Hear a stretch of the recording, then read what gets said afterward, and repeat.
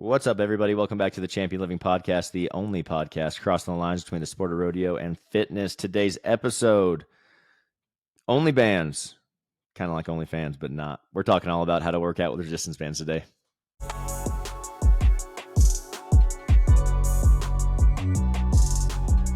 like lemon stuff too. Like I love lemon meringue pie.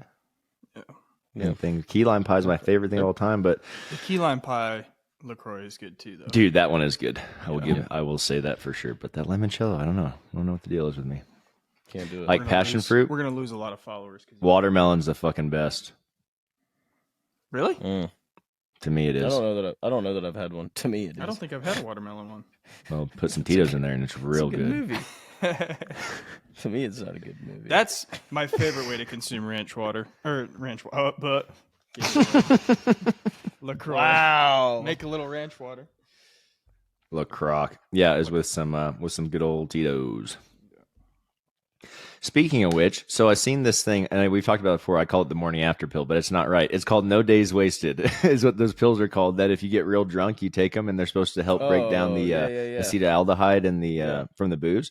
So I have a proposition, and I think the next time we get together, I'm going to order a box of those pills, and we're going to get wasted and see if they work. We should do it 2 days in a row. We'll use those and Z-Biotics and see which one works better. Ooh. Yeah, might as well just turn it into a bender while we're at it. Yeah. But is it a bender if you're Logan not will hit hungover his the next bender day? quota for the next 2 years. Yeah, that would be my quota. That's for sure. We should probably have a recovery day in between if we're really doing a scientific study, so that we're like not, still suffering the effects, 24 hours after. You should have a recovery day and then go again. That way you're at the same state. You're at the same state though as you were the first time around when you started. Then you can really tell which one's better. Oh, that's funny. I was listening to Mind Pump, and they did say the only downside to Z-Biotics is that you will want to drink more because you don't feel bad after. So I thought that was pretty funny. Feel great. But Let's do it again. yeah, let's. Yeah, I definitely don't. That sounds like a downward spiral. I don't need any part of. Run her back. Yeah. No thanks. Oh, Reride. man. Reride. Gosh. Did you guys get what? Craziest thing happened yesterday, and hopefully I can do the story justice. Otherwise, you guys are gonna think I'm an idiot. But so You're pretty safe. Logan already thinks that. Yeah. So. I mean, okay, yeah, fair enough.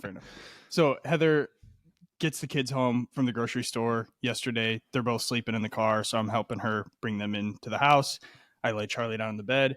Goose, our dog, had gone outside in the meantime, and I'm laying down Charlie, like trying not to wake her up, and I hear him growl like another dog's got him or something, like that real like vicious, like it's about to get serious. Yeah.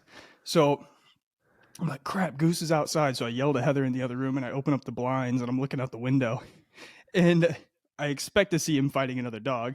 He's getting chased laps around our vehicles by a deer. Like it is just straight, like I'm assuming it attacked him because he didn't leave the front yard, and I don't know where this deer came from, but like that, I mean, there was that vicious growl, and I was like, oh, he's getting attacked, and it was a freaking deer, and it was just chasing him laps around the yard. Is so awesome. Heather can't see it because she's already to the front door, and there's no window on the front door, and I'm watching it through the blinds, and I'm like, I hear her open it, and I'm like, don't let that deer in, and it's booking. I mean, it's right on his tail, and she had to like shut the door and slam the door shut so that the deer didn't run in the house. Dude, that's hilarious. Hilarious. I wish you had that on camera. I do too. I left my phone out here on my desk when I was in there, and I was like, dang it, that sucked. Bambi went rogue. Like, we got to get awesome. Straight up a Ring doorbell now so we can capture that type of stuff. But, yeah, these neighborhood deer getting. Yeah, I know. Taste for some I was blood. thinking about it after that. I was like, we see deer out here every once in a while because like we're in the county, but we're only really a mile from town. So like, I mean, we're in a neighborhood, but we're surrounded by woods. So like, I mean, I guess it makes sense that deer would be around here, but I can't imagine what happened right before that for that deer to take off after my dog. But old Goose was it's talking got a smack. memory. It's got a memory. It's been chased by some dogs before, I'm sure. Well, dude, all day long after that, he's like looking out the window and like when he'd go outside, he'd like peek around the house, but to the woods in the back, and like make sure there was nothing over there. Like it traumatized him. I'm like, you're literally the worst. Just traumatized. You're the worst herding dog on the face of the planet. Yeah. Like you're just garbage. It's like that first time you get the shit beaten out of you. Yeah. Every corner, you're like, ooh, okay, everything's good. Everything's fine. Everything's fine. Don't have to duck. Awesome. But dude, like I laughed for like 2 hours after that. Like, Oh, I could that's not stop hilarious. laughing. It was like the funniest thing I've ever seen in my life. Oh, it's so good. So good. Awesome. Logan, any deer chasing your animals around, or just some potty training I seen's going on? Yeah. We got some potty training. Callan is he's learning he won't pee anywhere other than outside, which is fine. Doesn't hurt my feelings any, but he definitely just in the front yard, like 20 feet from the road, just ripping his pants down. The other day, Lacey sent me a picture while we were in Colorado of him with his cowboy hat on and a t-shirt and no pants, no wonder. And then he's in this like split stance, like almost like you're setting up for a Cossack squad. His legs are almost as far apart as you can possibly get him every time he pees, because I guess he's afraid of peeing on his legs, so he just like spreads his legs real wide and peeing. So however, he did just randomly, didn't say anything to anybody yesterday morning. He just went and sat on the toilet and dropped a deuce, so that's really cool. Progress. That's a So win. we're definitely making progress. We do not have there are lots of deer here. I haven't had any of them chasing. We do have a stray cat though. We found there's a stray cat that has been sleeping on my lawnmower supposedly, and it's just like hanging out around here. Can of tuna and antifreeze. Yeah, yeah, for sure. But we got this second goat. I don't remember if we talked about it on the podcast or not, but we got this other goat, Rosie, Tiny Tim. It has like 17 names. I don't know which one the kids have actually stuck with, but yeah, it's a female, but whatever. It's 2023. It's fine. So Tiny Tim has this like big old pot belly, and I'm talking about like a miniature goat. It's not much bigger than a cat. I mean, it'd have to be a really big cat, but it is a very, very small goat. And it can get underneath the gates and stuff. And so it just lives in the tack room part of the barn, because Fluffy, our other one-horned big goat, hates it. Absolutely hates it. And anytime it ventures in there and Fluffy sees it, he will come running from the back 40 and just like roll this thing. And Tiny Tim's little legs are going as fast as they possibly can to get back underneath the fence in the tack room part. So at any rate, I just imagine the stray cat and Tiny Tim or Rosie or whatever we've decided to call it. The two outcasts. Yeah, they're just like chilling in the little tack room part. They're best friends. So they have trauma. Yeah, dude, any animal that we own, let's be honest, even our children, anything small around here is going to have some traumatic experiences. That's for sure. It's get tough or die around this outfit. Yeah, 100%. They're called learning experiences. I like that. Learning experiences. Learn what not to do real quick. Yeah, real quick. Story of my life. So, real quick. That sums up my rodeo career pretty much. Same, bro. Same. Man. Well, we just signed on our house yesterday. We're officially going to Montana. Woohoo! Yep. That's exciting. How'd that a feel? homeowner after 34 years of life, which is cool. I was kind of thinking about that and like thinking about how when I graduated high school, like the assumption was you would have a job, have a house by like 25, have kids by, somewhere around, I don't know, before 30, boom, boom, boom. And then you look at life and what happens over those years and everything has changed so much. And I was looking at inflation's kind of obviously a huge thing happening now, but I was just looking at like, I think it was when our parents bought a house and graduated. So $100,000 a year then was a very, very healthy income. And now with inflation, to have $100,000, it's more like $200,000 in today's world. So 200,000 is the new 100,000. So you think about how much more time you have to work to get that amount of money to even shake your hand at, a property or anything that you want to buy in life at, as an adult or something that is expected of adults, Yeah. So it just blows my mind how much everything has changed and how many people still have those, like still believe that's true. about us. Those it's like a false. What's the word I'm looking for? Yeah, it's like a false expectation that you're gonna have these milestones at a certain time, and maybe they work out for you, but a lot of times that ends in a lot of financial distress too. Like if you try to force those things. Yeah. So. Yeah. My dad just bought it. I mean, like this is like maybe 7 or 8 years ago. He was in his 50s before he owned a house. And mind you, we traveled a good bit, like growing up and stuff, and so we rented. But he just became a homeowner in his 50s,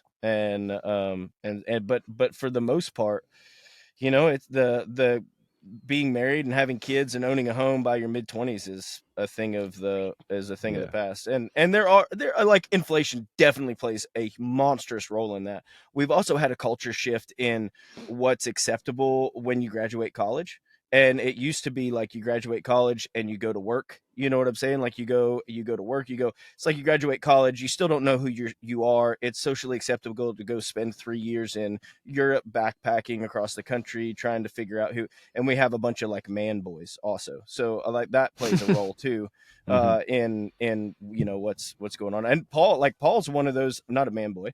Paul is an example of somebody that like, and he, while I mean, I wouldn't say that, that mustache says he's a man, but he's had got 3 kids. And what are you, 30, 29? Yeah, I'll be 30 this year. Yeah. Going to be 30 this year. And that's relatively, at least in my circle, that's relatively rare. Mm-hmm. Absolutely. Yeah, I mean, I got no kids. Well, I mean, like, and that's like an expectation thing too. Like, I never thought of myself, growing up. I didn't see myself as having a house and kids by before 30.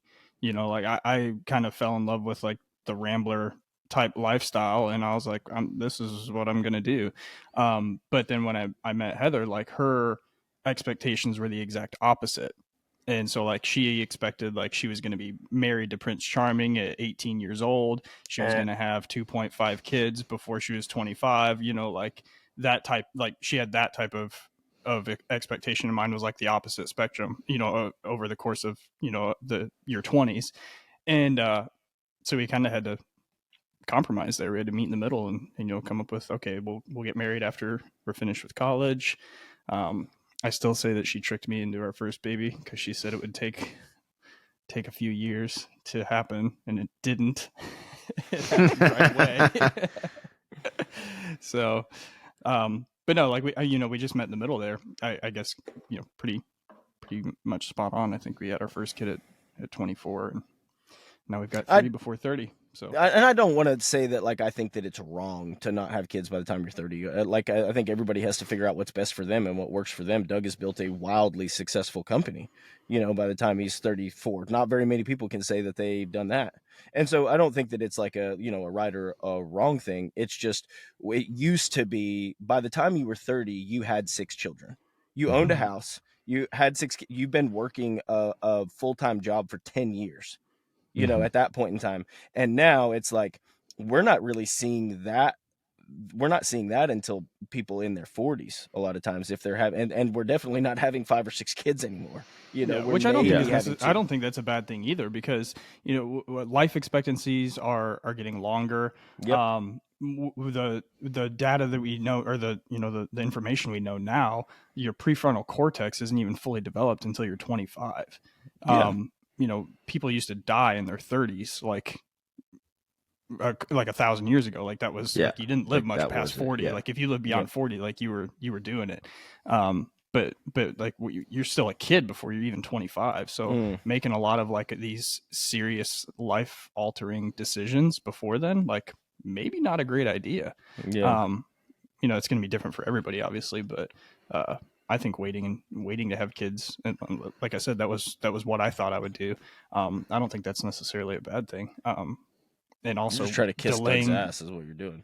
No, also delaying, serious financial decisions like buying a house, because he just said that my frontal cortex was not developed until I was 25. He called me immature. He did not compliment me. But no, I was in nowhere probably prepared to do any kind of raising of children at that age. I was still raising myself for sure. Neither I were we. didn't graduate high school or college. Figured it out. Didn't graduate high school till 24. Sorry, didn't graduate college till 24. Yeah. You're never really ready to raise kids. It's one of those things that you're just like, you can try to set yourself up and prepare yourself as best as possible, but at the end of the day, every day I'm in some sort of situation in which I like look at Lacey and I'm like, how did we get? What am I supposed to do with this? Like, what do you do? You're just never really ready. However, I mean, yes, there are definitely ways to be a little bit more financially stable, set up, before you start having a bunch of kids, because that definitely helps. Yeah. See, I would love that. Like to have to be more financially stable before I had kids. Like we made all of the worst financial decisions right before we got pregnant. So it was like, cool. Like let's dig ourselves. Let's put the shovel down and quit digging this hole and kind of figure out what the heck's going on here. Yeah, man, that's I'm going to be asking you guys a lot of questions. Our answers are going to be so unsatisfying too. It's going to be like, I don't know, man. You got to figure it out. Yeah, I don't know, man. You got to figure it out. Life's tough. Get a helmet. Life's tough. Get a helmet. You guys, you get a workout in this morning? Well, Paul probably just woke up. Did you go for a walk? Paul just woke up. Today's a rest day for me, so I have not. I stretched a little bit this morning, but that's been as much as I've done so far. Perfect. Little walk is a good way to start the day too. Get some sunshine, get some fresh air. Kind of wakes you up. I love that. I've just found that like I try to work out in the morning sometimes, and I always go through like these seasons where I'm like, oh, I need to get my workout in as soon as I wake up, and like I just feel like my output's not the best. I like to have a meal in me beforehand, and so going for a walk and then doing our podcast or meetings or whatever, and then having breakfast and then getting my workout in after that seems to be the formula that works best for me. Heck yeah. That's what it's all about, dude, is finding the formula that works best for you. I say that so many times, and people ask me like, what do you do? What's your routine? And I tell them, and they're like, ooh, not sure that's going to work for me. That's good, because it doesn't have to. It's your own thing. So I think that's just an important little side note. If you're having trouble finding a routine, you don't have to match someone else's. Pick and choose, take little pieces from everyone's little plan and make it your own, and that's going to be a lot more able to be consistent on, and you're going to be a lot more successful on your fitness journey, nutrition journey, whatever that is. I got a little workout in this morning and was testing out some of these in-season type workouts I've made for our rodeo athletes, and they're all bands and body weight, which I love because I always ride them. And then I look at them and I'm like, that is not going to be enough. That's going to be, they're going to call me back and be like, what is this? But every time I do them, I surprise myself because I feel great. I got a little pump going on. My quality of movement has increased. And this morning I did it because I woke up and felt like shit, and not like sick, but just super tight. Everything, my hips were aching, my shoulder, my neck. And I was like, I need to just go move around and keep some constant tension with not a lot of stimulus. And that's where I love bands, because you can create that, but you can also create a lot of stimulus if you want. Let's get into today and what we're going to be chatting about. Bands workouts, minimalist workouts. Paul has appropriately titled this episode "Only Bands." Only bands. Yeah, there's no OB website. $15 a month. I'll show you all the workouts you want. Oh man, so good. When I saw that, I laughed out loud for a couple minutes. God, that's good. I was like, man, when they see this, they're gonna laugh. It was great. Resistance bands are awesome, guys. We've been preaching to use resistance bands for a long time, especially for our rodeo athletes, our clients that are traveling a lot, and just to have them around the house. The coolest thing I think about resistance bands is they are a cable machine that you can take everywhere with you, essentially, right? So I have people that are like, I don't have a cable machine, but I got bands. What should I do? We'll just do the same thing with the bands. They're essentially the same exact thing, and you can roll them up in a little ball and take them anywhere with you, which is the coolest thing about resistance bands. They take up zero space, highly versatile, and you can use them anywhere. I would say that common belief or until recently, it was kind of looked down upon to use bands as the only way to create resistance. And why do you guys think that is? Any guesses? Well, I think that, and maybe I could be wrong here, but I think like at least the first time that I saw bands being used, it was in addition to barbell lifts, like attaching bands to a barbell to add like that variable resistance. And so that I'm thinking that would probably, it could stem from that, like, oh, well, a band is, just, it's not going to be enough, Yeah, a not band strong is supposed enough. to be used in addition to weights or something like that. And, like weights and chains, like those have been used, or I'm sorry, bands and chains have been used in addition to barbells for a long time. Yeah. But then, so, but then comes COVID. You know what I'm saying? And the barbells COVID. and the barbells go away, and we're locked down, and we have no gyms. And I don't know if anybody listening to this tried to purchase gym equipment during COVID. Exactly. Good luck. You definitely overpaid. Real fast. Yeah, real expensive, and a lot of stuff was out of stock, and so we had to kind of start using bands as more of a primary form of weight training, and now it's like super socially acceptable. And it's because a lot of people used bands during COVID. They saw that they can actually still see results. They can gain strength, they can gain muscle, they can lose body fat just using body weight and bands. And now it's more of a common thing. Yeah, I agree with that. And I think that one of my favorite parts about, let's get into some benefits about resistance bands and why they're good for resistance training. The first thing I can think of is the same reason I love cable machines is because they provide tension throughout the entire movement. Bands are a little bit different in the sense that the harder that you push on them or pull on them, the greater the resistance is going to become. So you can get a lot more contraction in that, that peak contraction, getting everything to really fire. And you can, whereas on dumbbells, you can get good contraction, but there are times throughout those lifts where you are not fully engaged. And that's just because of it's a product of the way they move, right? The way that the system is set up. So I love that you can keep solid tension on a band the entire time through eccentric and concentric phases. And to me, that just gives you the most bang for your buck. What are some things that you guys like about bands? No, kind of like what you said, with the resistance is usually heaviest at the point of where with a free weight, it would be the lightest. So like for a floor press, for example, if you're pressing a dumbbell straight up in a chest press, it's going to be the easiest to hold it at the top. But if you're doing that same movement with bands, it is the hardest part to hold it at the top. And so it's a totally new stimulus if you haven't used them. Or it's been a while since you used them, you're now adding in a brand new stimulus into this exercise that you've been doing forever. That's going to, promote strength and muscle gains. I love the fact too. That's a really good point. But I also love the fact that not only is it different, going to provide different stimulus, but that it's also so easy to take with you.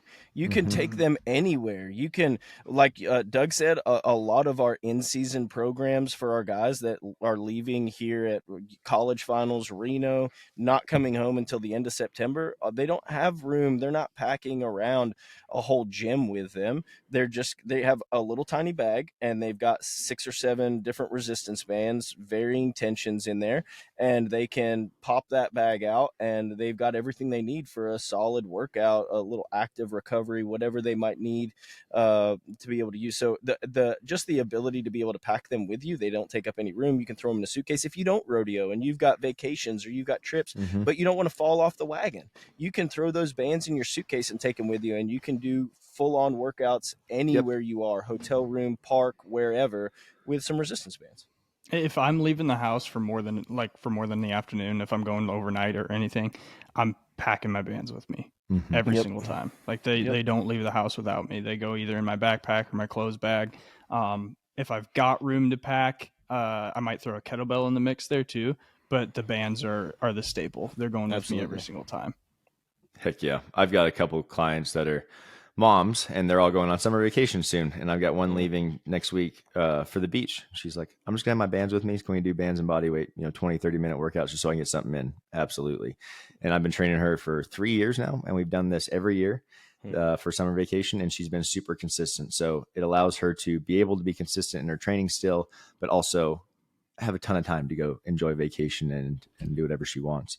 Let's talk about the different kinds of resistances that bands can create. And I think the biggest thing we're going to get into here is the different sizes of bands and what they're really used for and how they can kind of change the stimulus for you in your workouts. So as many of you listening, I'm sure have noticed, there are all kinds of bands. There are big ones, big circles, small circles, thick ones, thin ones. There's some that just connect with a hook to an anchor.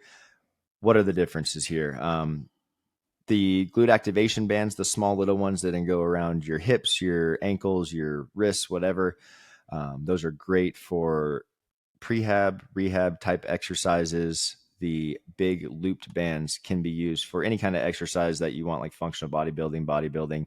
You can also use them as they get thicker to attach to barbells, dumbbells, whatever that is, to create more tension. The other one I was talking about is an anchor system. And I think we probably all have, I have all these bands, these different kinds, because I use them for different things. But the anchor system is nice. They usually come with a little wedge that goes in a door with a D-ring around it.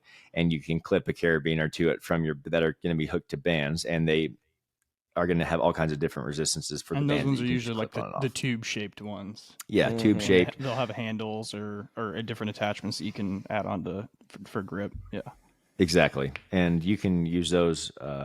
Those are probably the most similar to a cable machine in my eyes. Yep. And they can be used for anything really. I saw ones, and I can't remember where, and I don't know the brand. I wish I did, because I'm really interested in getting them. Is they have an anchor system that loops completely around the door vertically. Oh, wow. And then so you can adjust the height without having to move the anchor point to different areas. You can just slide up the height, and you get a different angle on them. Damn. Yeah, love that. I need to find what those ones are, because I'd really like to get some. Those would be super handy. We should talk handy. to GetRx and see if they can make that. Yeah. Mm-hmm. They might even have one. Yeah, they probably. If they don't have one, they can definitely help us make one. I guarantee it. That would be. What were you saying, Logan? The only ones that I have, and I just haven't purchased more, is, I think Paul calls them like super bands. They like pull up assist bands is a lot of times what they're called, but they're relatively. They have different thicknesses, different tensions, but they're a little bit thicker. They are a bigger loop band, but and I, like most times, the drawback there is that in order to use it, there's no anchor system with them, and so you have to sometimes get a little creative, and you'll have to like attach it by looping it around, whether it's a panel or a gate or something, or a door handle or whatever, so that you can actually perform your rows or your whatever outside of just standing on the band or something like that. So that's the kind of the downfall to those, but I love them because I can use those, which I know we'll talk about here in a little bit. I can use those really thick ones for a lot of mobility exercises as well on my hips and whatnot. So, but it really, I mean, there's so many different types. And what I love about these is they're relatively inexpensive. If you look at how much it costs to get a set of adjustable dumbbells or a barbell and plates and a rack for your house, you could get all the bands that we've discussed for a fraction of the price of a barbell, plates, and a rack. And the super bands go up to like insanely heavy weights. I think the heaviest one I got goes up to like 170 or 190 when it's fully stretched. So I mean, I can literally stand on that, loop it around my shoulders, and squat it, and get a good enough stimulus out of it. Yep. Heck yeah. That's a great point to bring up. What about some progressions, guys? Like, what are we looking for in rep count and in like set count, anything like that when we're working with bands? Well, I think it all still comes back to progressive overload, right? So it's the same concept that if we're using free weights, if we're using dumbbells, we're always looking to step up that stimulus. So maybe it's just performing one rep more the next week on that exercise. Maybe you're changing the tempo of what you're doing. If you're doing some sort of banded squat, instead of just kind of up and down, maybe we slowly lower for 2 seconds, hold for 1 or 2 seconds at the bottom, and explode up, and change that time under tension through tempo. That's going to be another way to progressively overload as you go. You can add sets, you can change up your rest period. Pretty much all the variables that we've discussed before for resistance training are going to apply with bands as well. All of that stuff still applies. And if you've got a good enough set of bands or a large enough variety of different sizes, you can then switch the resistance up. And that's why I think I love the super bands so much. Is I find them to be one of the most versatile, because you don't need the anchor system, because you can stand on them. And my favorite part is you can manipulate the resistance with just using that band. You can hold on to one strand of it and you get a certain resistance. You can double it over and use both strands of it, and you can get twice the resistance basically. And so you can basically fold that thing over, depending on the exercise, 1 to 2 times to increase the resistance with just one band. And like I said, they go super, super heavy all the way down to, very, very light. So there's a lot of stuff you can do with them. Yeah, super versatile and can take them anywhere. I love that. And yeah, when we're talking about progression, we want to make sure that we're increasing that resistance, increasing the reps. I would shoot for 30 reps. Accumulating that per exercise would be a great start, whatever that is for you, whether you're banging out one controlled set of 30 or 3 sets of 10 or 5 sets of 6, whatever you want to do. I think 30 reps is a great place to start, and accumulating to that will send the muscle building signal to where we want to do all that. So 30 reps is a good place to start, guys. And once that becomes easy, increase the resistance, increase the number of reps, whatever you need to do to keep changing that stimulus. And like I think Logan said, adding that isometric pause or an eccentric tempo to that is only going to help increase the difficulty and the intensity of the movement. So if it's super easy with the bands that you're using now, try any of those things, and they should help increase the stimulus. Go ahead. Yeah, something I forgot to mention earlier, and this is when I do a band workout, it's always this way, and it doesn't have to be, but I almost always am using supersets. I'm almost always pairing different exercises together with minimal rest in between. There might be, let's say I might be doing a banded squat, and then I'm going to go into some sort of half kneeling banded press. I'm going to have minimal rest in between, maybe just 30 seconds of rest in between the squat and the press, and then I might rest 30 to 60 seconds before I go back to the squat at the top. And so I can get a lot more work in, typically speaking, in a shorter period of time. And I know for a lot of our clients, especially rodeo guys on the road, they don't have an hour to bang out a workout in the parking lot. They've got 30 or 40 minutes. And so by putting supersets together, which is how almost all of our in-season programs are written, a lot of our programs in general are written, we can accumulate more work, more volume in a less amount of time, and they can still get that stimulus. Yeah, and I think pairing up exercises like antagonist muscle groups, like doing bicep curls paired with tricep extensions, especially if you're kind of limited on the resistance of your bands, then you can get a lot more of that pump feeling by doing that. So I love doing that, or even adding in 2 of the same exercises, like 2 bicep exercises. I can do banded bicep curls and then do some pull-ups, and I'm gonna get an insane bicep pump from pairing those 2 things together.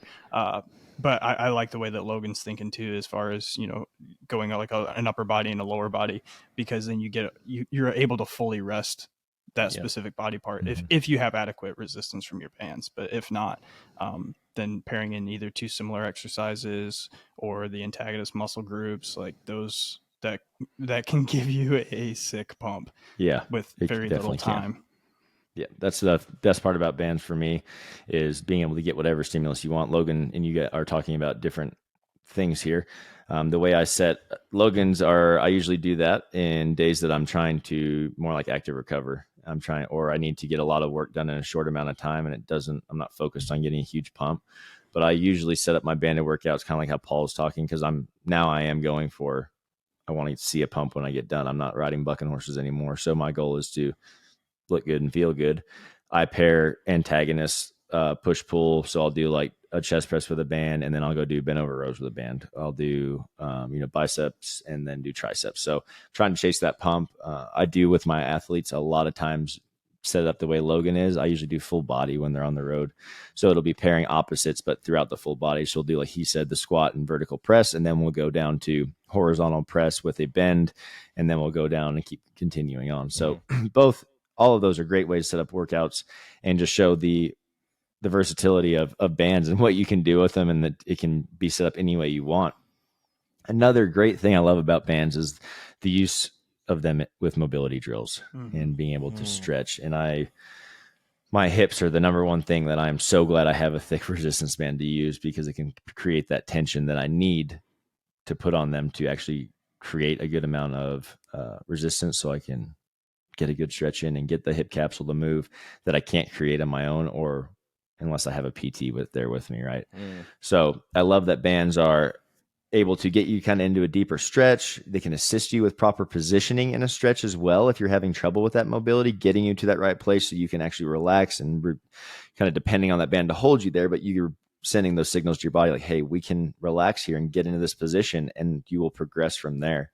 Like Logan talked about it a second ago, pull-up bars, pull-up bands.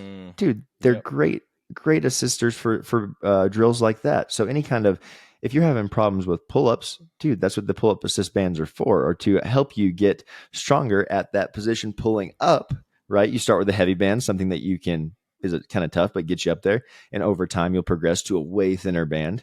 And as long as you're working on the other part of the movement, you're going to be just fine. You're going to be able to pull up here, and I don't know what the time frame is, but for girls, it's like literally 6 to 8 months of really practicing. And it's just because women are weaker at that movement than men. But I see so much joy in seeing a girl get their first pull up, because it's like they've worked their ass off for that, and that's, you got to be strong for that. So yeah, absolutely. And I think pull-up assist bands are cool. It's better to use a pull-up assist band and be able to go through a full range of motion. How many times have you walked in the gym and seen some bro, he's doing a half reps, just half reps, because he's not strong enough to fully extend the arms and engage his shoulder blades, his scaps, and be able to do a correct pull-up.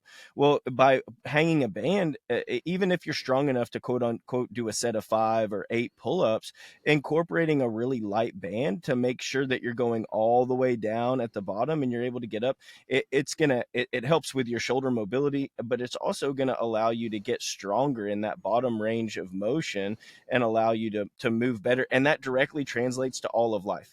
How many times are we, really having to extend that arm to reach for something, or we're chasing a kid, or we're, I like to throw my kids in the air and see if I can, no, I'm just kidding, but I do throw them in the air. But like, man, all of that's the same thing. I mean, I'm going way up overhead. It's not just about working out or riding bucking horses or roping. It's for life. And using those bands are a great way to make sure that you're getting a full range of motion in an exercise like a pull-up. Yeah, mobility is probably the number one thing that I use bands for, just on a daily basis. Yeah, because I think Doug was kind of alluding to earlier, like it can take the place of a partner in a lot of these like assisted stretches. Like you don't have to have somebody else like a PT like with their hands on you. If you know the correct position to get in and you know how to anchor the band correctly, you're able to recreate a tension that you can't do by yourself. And the hip ones, there's one hip one in particular that you showed me recently, and I was like, oh yeah, that one is a staple in the arsenal now, because that, when you're sitting a lot or driving a lot, you get tight in the hip flexors, and you can go through this contract relax, and you can put tension against the band and then let the band stretch you. And so like just left without a band, or without partner assist there, like there's no other way to mimic that. Exactly.